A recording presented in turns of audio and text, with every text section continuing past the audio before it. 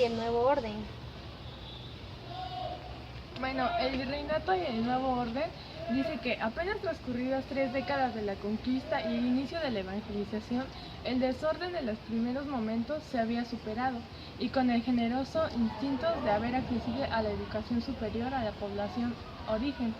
También dice que estaban divididos en 3 clases, los cuales ocupaban en primer lugar los españoles, en segundo los criollos y mestizos y el tercero los indios, y el último lugar lo ocupaban los negros y mulatos.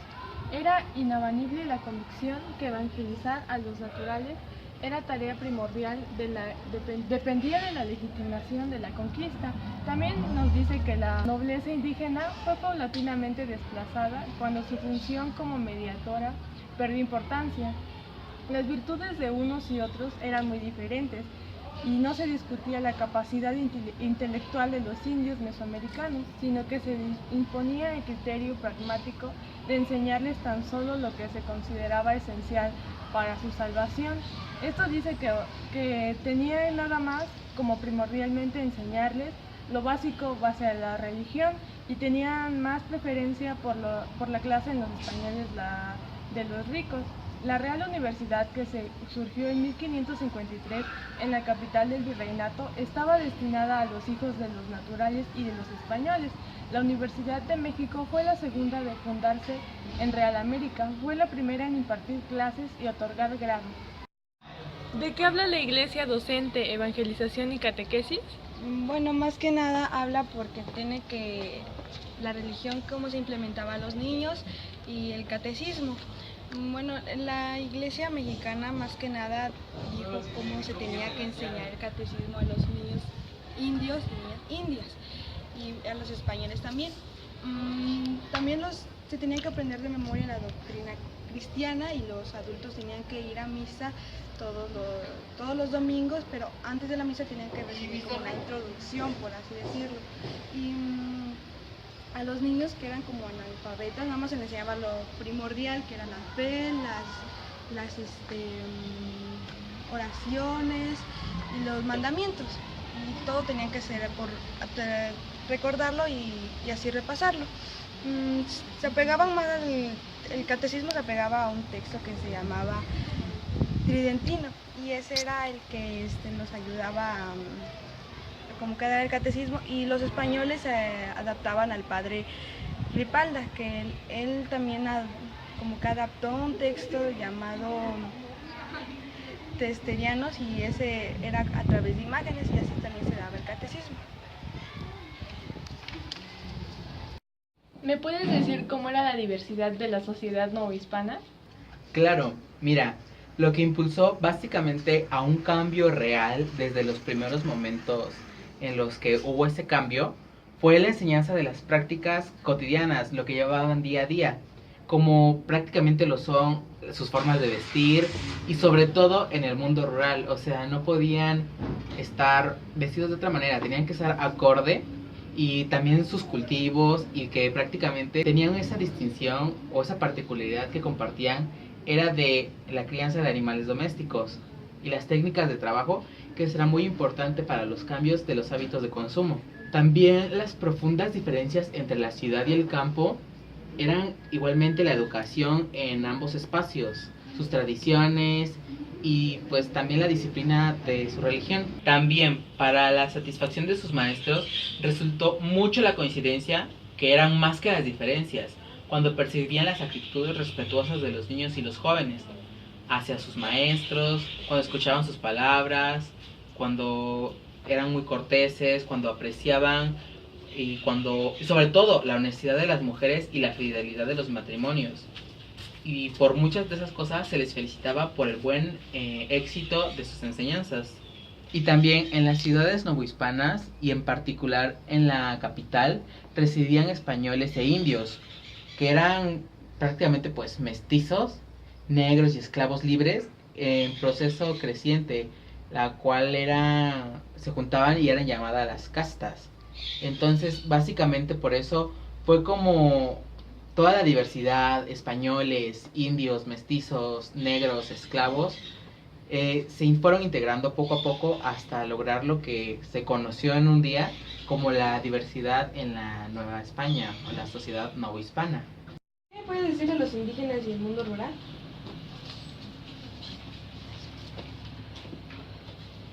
Bueno, el éxito inicial y el temprano fracaso del colegio de Tlatelolco quedaron en memoria de la población, de modo que ya no se evidencia el fallo. También comenzaron por estimular entre sus miembros el aprendizaje de las lenguas náhuatl y otomí, y por recibir en la orden a sacerdotes que ya les hablaban.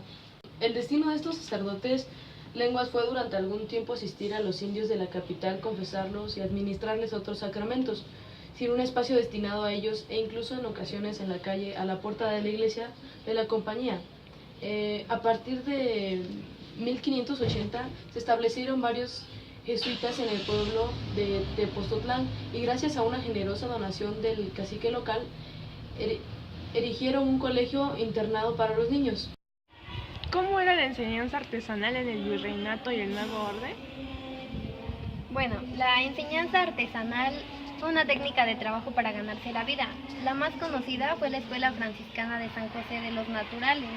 Los agustinos tenían su convento michoacano en Tiripetio, la cual era una escuela de artes. En los demás conventos de la región hubo también talleres de carpintería, pintura y tejido. La tradición artesanal se conservó por la producción de muebles, tejidos y utensilios que eran necesarios para la comodidad doméstica. En Michoacán se conservó como las camas, escritorios, arcones, colchas, candeleros y bandejas, y en Oaxaca los huipiles. En Oaxaca se ocupaban los gusanos para la fabricación de tejidos. La edad habitual para iniciar la preparación artesanal era alrededor de los 10 años. Al terminar el periodo de enseñanza, el joven debía ser convertido en experto. Los artesanos después se preparaban como sastres, zapateros, veleros, herreros, sombrereros, carpinteros y entre otros. El tiempo que tardaban en aprender eran 4 años, según la edad del aprendiz y el oficio que ellos escogieran. Después se vio que era un buen oficio y se sometía a los jóvenes y lo volvían obligatorio, hasta llegar al grado de considerar una auténtica etapa de formación y considerarla un castigo.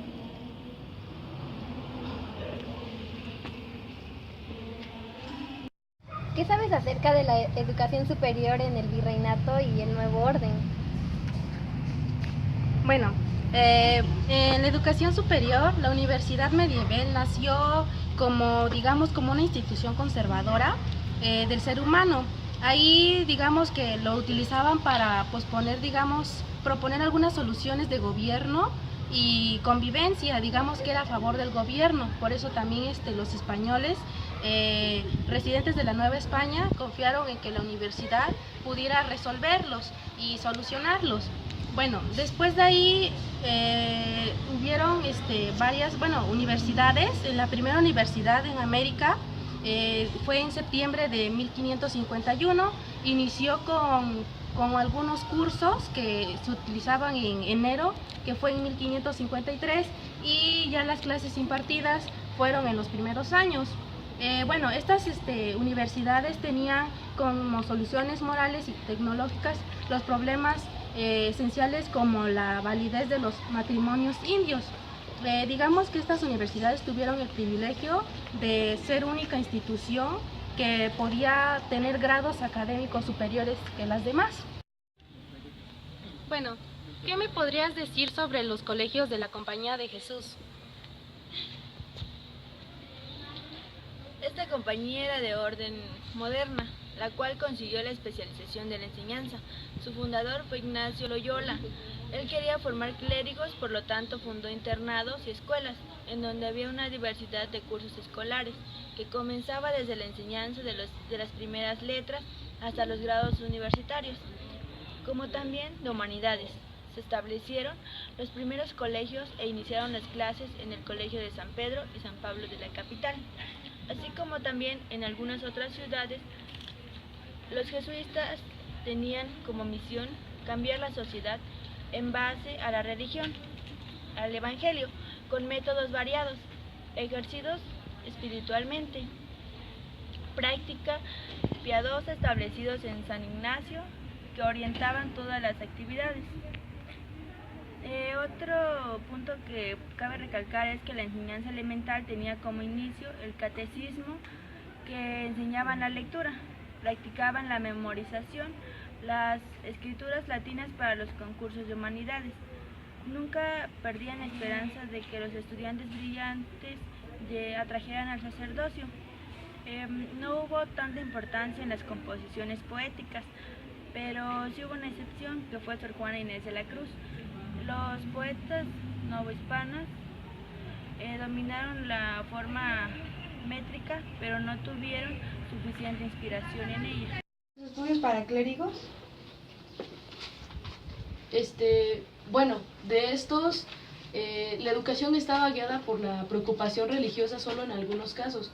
Los estudios se orientaban a la formación de clérigos seculares o de frailes regulares. En las escuelas de los noviciados ingresaban jóvenes varones con expectativas de incorporarse a la vida religiosa con la que con frecuencia, pero no siempre cumplían. El más antiguo de estos centros de enseñanza fue el Colegio de San Nicolás en la ciudad de Pascual, fundado por el obispo Pasco de Quiroga en la primera mitad del siglo XVI. ¿Y qué sabes de la enseñanza de las primeras letras? Bueno, digamos que aquí comenzó por lo más difícil y ya después fue que, empezó de lo mayor responsabilidad, que eran las universidades, y después terminó con lo más sencillo y elemental. Bueno, aquí digamos que ya se impartían cursos en las universidades de los jesuitas, que tenían numerosos colegios, y hablaban, digamos, con maestros que enseñaban a leer y a escribir en las primeras ciudades del virreinato. Bueno, aquí también existieron algunos profesores que daban clases privadas o, digamos, a las personas que eran que tenían de buenos recursos, y así fue con los maestros. Habían entre los maestros que daban clases dentro, digamos, como de los colegios, y estaban los maestros que estaban impartiendo en clases privadas, y pues también hubo así como consecuencias de que los que estaban en los colegios, digamos que no se sentían a gusto porque otros les estaban quitando su lugar.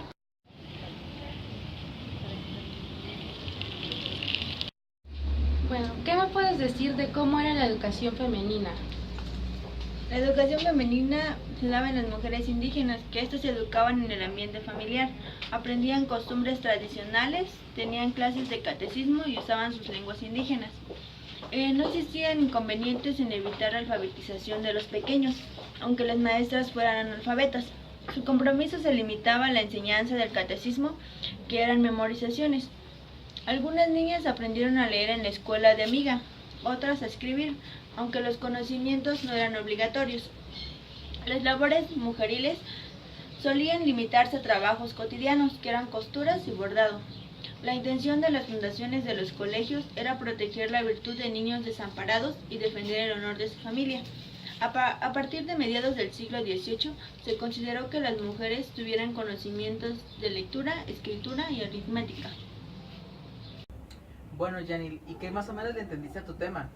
Bueno, pues yo opino que la educación en el virreinato no ha cambiado mucho hasta ahorita, porque se le sigue dando mayor importancia a la clase alta y a la baja se le sigue como que negando algunas cosas de la educación, que le dan mayor preferencia a las clases altas, y pues yo digo que eso no debería de estar así. Hay una preferencia. Ajá, debería de no ser preferente, sino de impartir la misma educación a todos. Que sea inclusiva. Sí, pues bueno, yo pienso que hasta ahorita también sigue como que la educación y meten la religión, porque en muchas escuelas pagadas está que tienen que ir a misas y tienen que aprenderse ciertas cosas de la Biblia, y pues yo siento que está mal, porque tal vez algunos no tengan como que sean religiosos, sino que están metiendo dentro de la educación algo que pues no debe de ser, y eso también empezó desde el virreinato. Bueno, esa es mi opinión. Claro.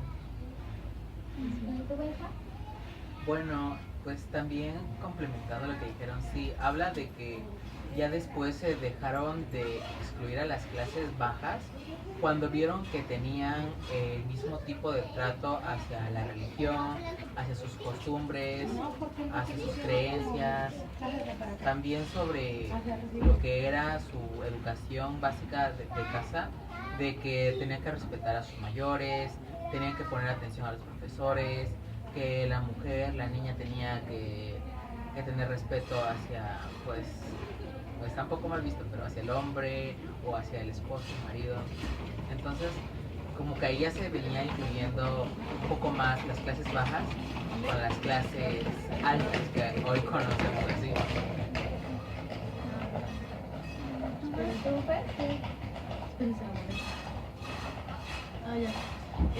Bueno, yo pienso que en el caso de que querían que aprendieran los niños otros idiomas, pues está muy bien, pero yo creo que deberían de los sacerdotes de poner más empeño en enseñarles, porque pues realmente era importante que pusieran de su parte para enseñarle más cosas, o sea, las lenguas que ellos querían. De todas maneras, pues los sacerdotes ya las hablaban a la perfección.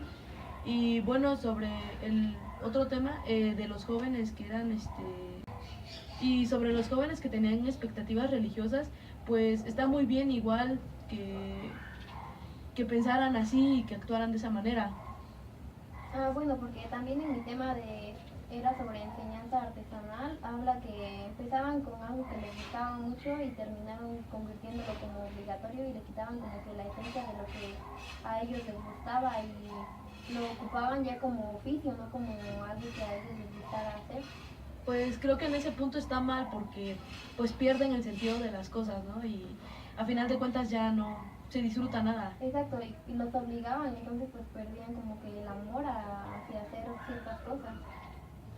Eso sí está mal. Sí, yo creo que muchas veces en la educación obligaron a los niños a hacer cosas que no querían, por ejemplo, que tenían que hacer cosas artísticas obligados, o la religión que la tenían que aprenderse de memoria, y pues aquí ninguno le gusta que los obliguen, pues termina por no gustar.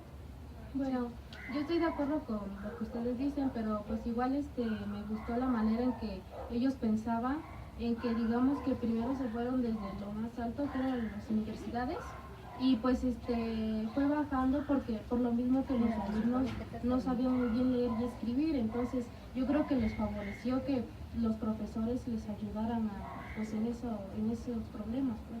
Bueno, en eso sí siento que no ha cambiado, que desde antes pues el profesor era quien te ayudaba y quien te instruía. Pues sí, desde los principios hasta ahora, el que se toma como ejemplo y pues te ayuda en todo es el profesor.